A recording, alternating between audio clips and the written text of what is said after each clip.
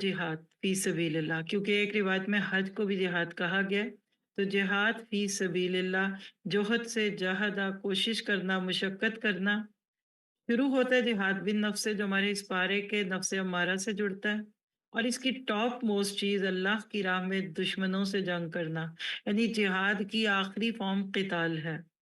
دشمن کے خلاف پوری قوت اور وسعت کو لگانا، خرچ کرنا، اور اللہ کے کلمے کو بلند کرنے کے لیے کفار سے جنگ کرنا۔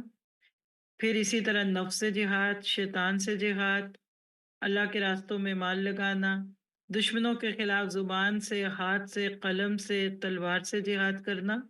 سورۃ حج 78 میں آتا ہے وَجَاهِدُ فِي اللَّهِ حَقَّ جِهَادِهِ، اللہ کی راہ میں جہاد کرو جیسا کرنے کا حق ہے۔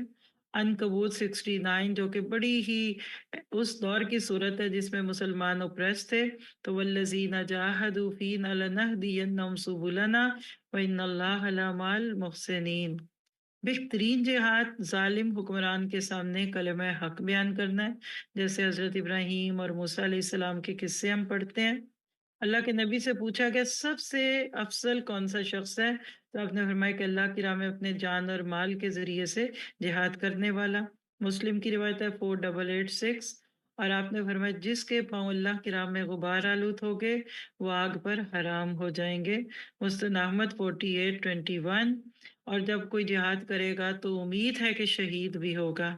شہید کا بہت ہی مقام و مرتبہ ہے، اپنی دعاؤں میں شہادت کی دعا شامل کریں۔